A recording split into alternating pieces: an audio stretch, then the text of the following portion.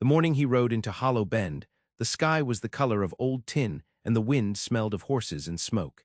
He came from the north, where the passes still held onto the last drifts of spring snow and where the law wore spurs and shadows like second skins.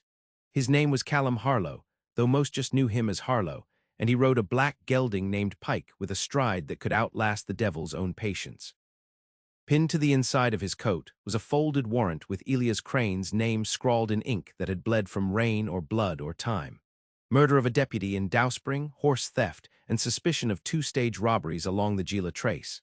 Governor's seal on it, payment promised on delivery, dead or alive.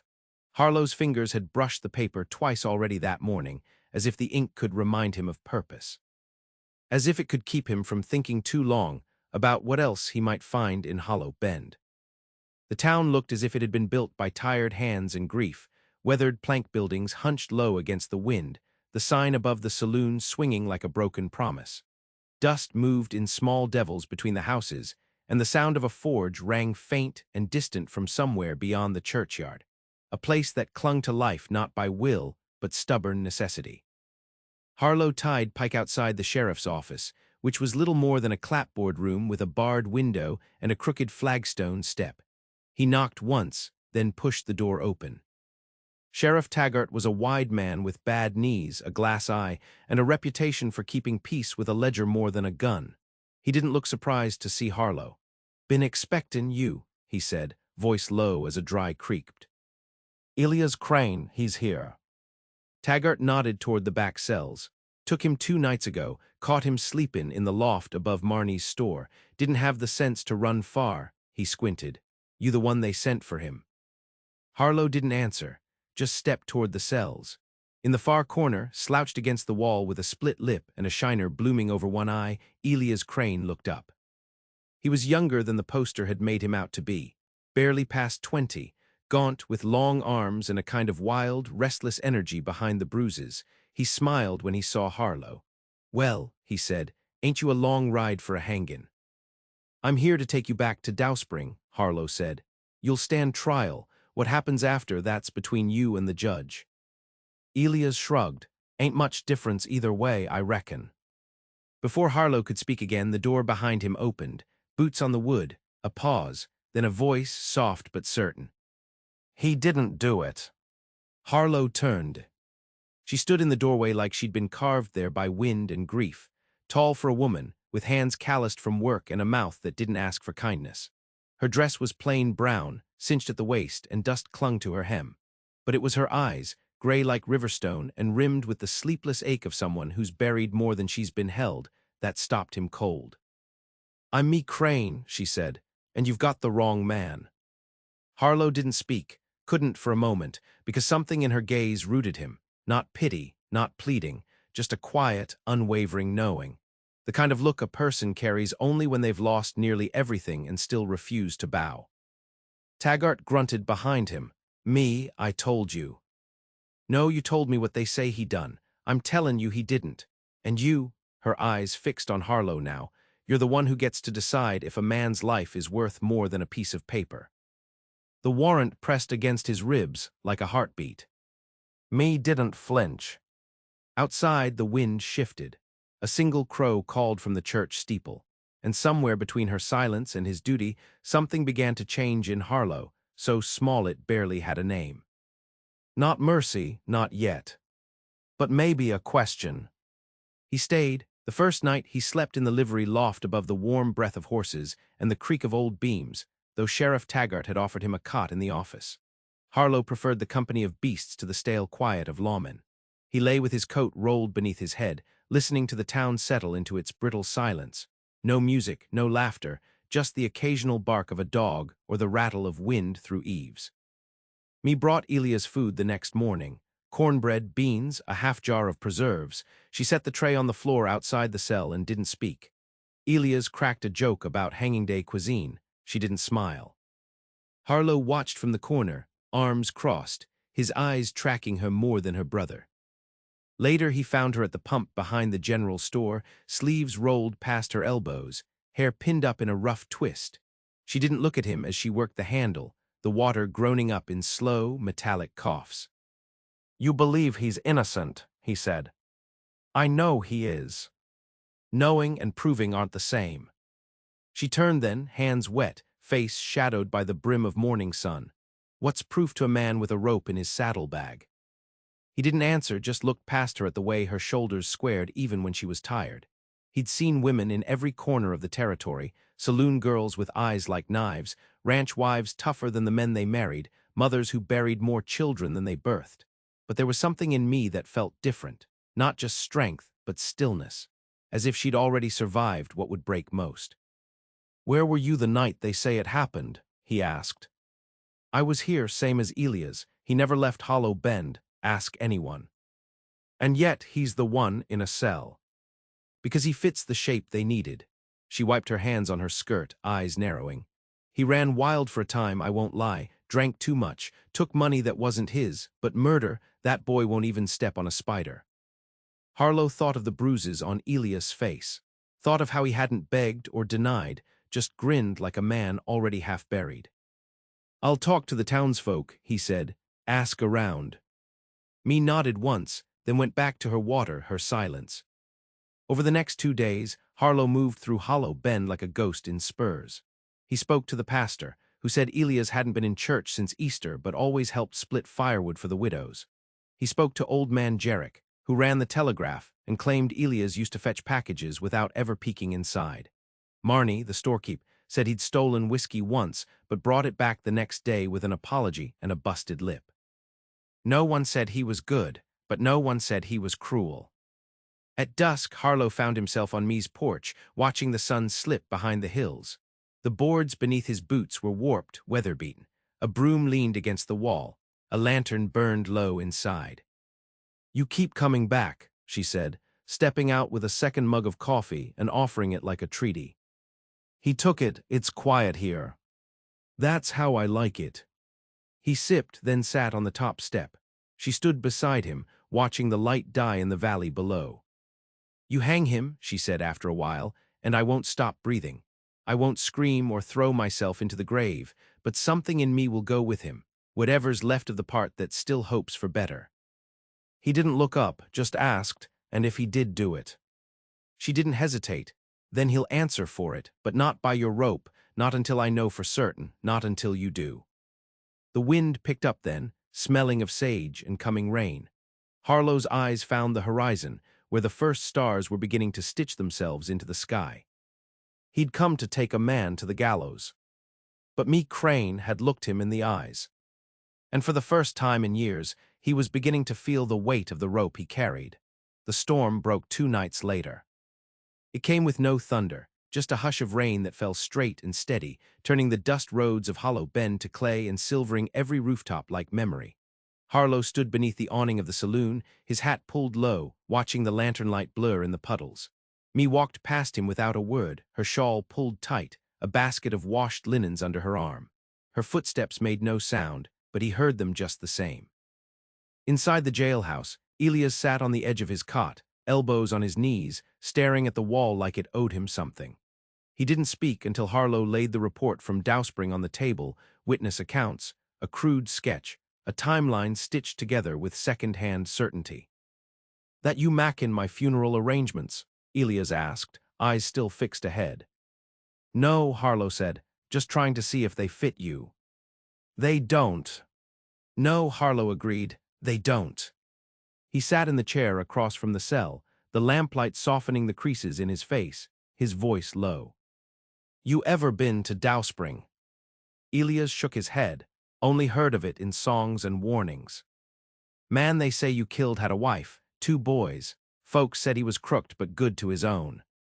Elias looked up then, something like pain flickering across his features. So was my father, doesn't mean I killed anyone for it. Harlow leaned back, the chair creaked beneath him. Tell me what happened the night they say you did it.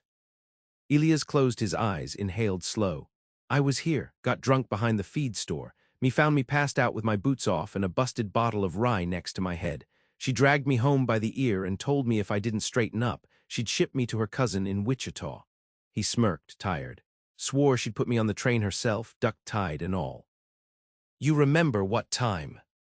Late, stars were out. maybe 2, maybe 3. Me backed it up, so did the drunkard who'd seen Elias stumble through the alley like a one-legged mule. But that didn't put him clear of suspicion, not to the men who'd already made up their minds. That night Harlow sat on the porch again. Me brought a quilt this time and sat beside him, her fingers working at a frayed edge. "What are you going to do?" she asked. "I don't know." She looked at him sideways. "Isn't that a dangerous thing for a man like you to admit?" "I never much cared for pretending." He paused. "You ever think he might have done something, anything, you don't know about?" She nodded slowly. "He could have. He's got a fire in him, but not that kind. Not the kind that takes a life and leaves the body cooling like meat." "You love him." She didn't answer, didn't need to. The silence between them was thick as molasses. Somewhere down the street, a dog barked, then quieted. Rain tapped the roof like fingers drumming a slow, patient rhythm. "Why you stay here?" he asked. "Hollow Bend's not much." "It's what I could hold on to. After the war, after our parents died, there wasn't much left. Elias needed something steady. I tried to be that." "You ever think about leaving?" "All the time," she said, then softer, "but not anymore." He didn't ask why. The next morning, a rider came in from Dowspring. Young deputy, hat too big, words slick with official weight. Brought a fresh directive. Crane was to be transported by week's end. The gallows had been readied. Harlow watched me read the letter. She didn't blink, didn't speak.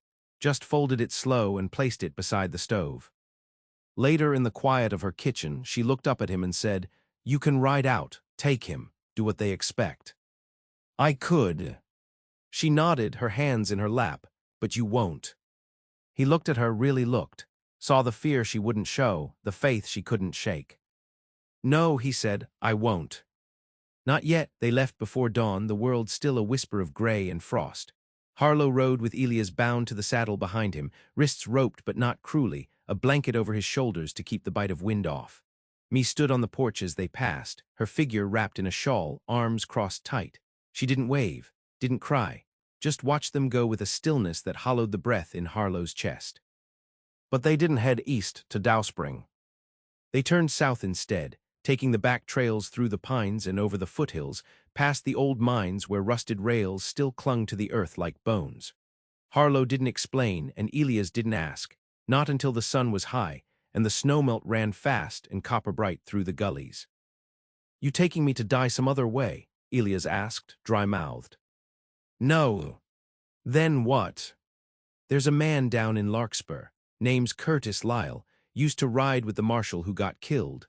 Word is he quit the law not long after, something about how the case didn't sit right." Elias blinked. "You think he'll talk?" "I think he might tell me what the law didn't." By sundown, they reached an old trapper's cabin Harlow knew, tucked between two ridges like a secret. They bedded down without fire. Coyotes called in the distance, and Elias muttered something about ghosts on the wind. The next day, they made Larkspur. It was smaller than Hollow Bend, just 2 streets and a rail stop, but cleaner, newer.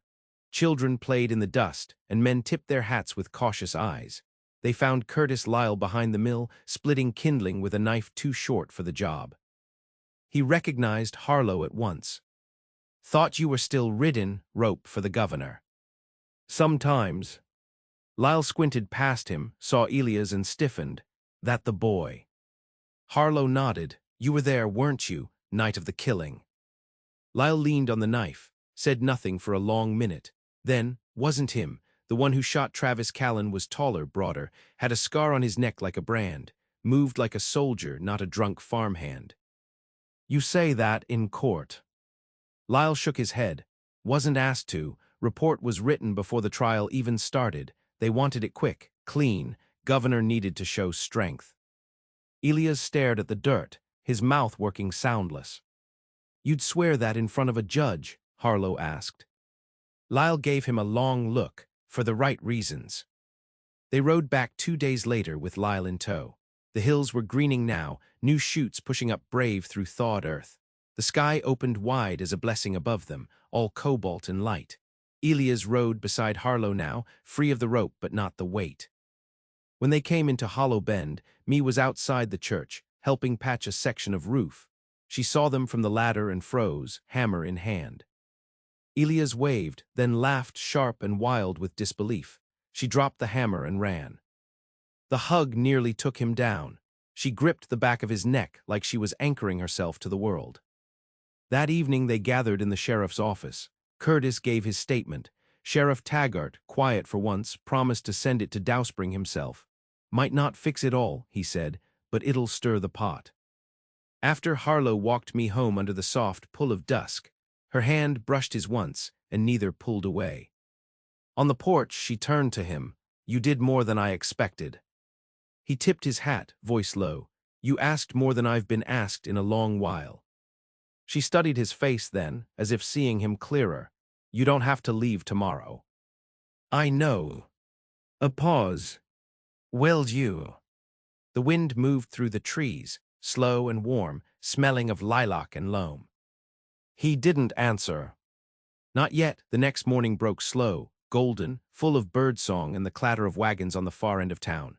Harlow rose early, as he always did, but didn't saddle Pike. Instead, he wandered first to the pump behind the store, then past the smithy where the hammer hadn't yet started its daily rhythm. Hollow Bend was beginning to breathe again, softer this time, as if the town had shed something heavy and unseen. At the edge of the pasture behind me's house, he found Elias mending fence posts, sleeves rolled, humming low to himself. There was color in his face now, and purpose in the way he moved. You staying on? Harlow asked. Elias looked up, grinned. Reckon I owe her that much, and the town, maybe myself too. Harlow nodded. You're good with your hands, could do worse than a quiet life. Elias lifted a new rail, set it into place. Funny, never wanted anything quiet before, now it's all I can think about. Me was in the garden when Harlow returned to the house, her hands deep in soil, sleeves damp to the elbows. She looked up at his approach, then back down to the earth. You're not packed, she said. No. You going to be? I don't know yet. She wiped her hands, stood. There was dirt smudged along her cheekbone, a streak of sweat near her temple, but her eyes were calm, anchored. Folks leave Hollow Bend all the time, she said. Most never look back. I've been one of them, Harlow admitted. Riding place to place, never staying long enough to watch the seasons change. Me studied him, quiet. What makes a man stay? He hesitated. Then, maybe someone seeing something in him he forgot was there. She stepped closer, close enough that the wind lifted a strand of her hair to brush his jaw. You don't strike me as a man who forgets. I didn't forget, he said softly. I just stopped hoping it mattered. They stood like that for a moment, no rush, no need. Just breath shared in the still space between choices. I can't promise you peace, me said, or ease. There's always work, and winter comes hard through these parts. I've known worse winters. She smiled then, small and tired and true. Then stay. He reached up, brushed the dirt gently from her cheek with the back of his hand. All right. The days that followed unfolded quiet and slow. Harlow took work where it was needed, helping mend roofs, tending livestock, watching the young boys in town learn to ride without breaking their necks. He found rhythm in labor, in meals shared, in the long, golden evenings spent on me's porch. Elias would sit with them sometimes, or not. He was finding his own way, his own steadiness. One night, as the last light faded from the hills and the crickets began their evening song, Harlow took me's hand in his. She didn't look at him, just laced her fingers through his like she'd been waiting for it all along. And for the first time in years, Harlow stopped listening for the call of the trail, for the next name, the next debt. Because Hollow Bend didn't need a rope. It needed a man willing to stay.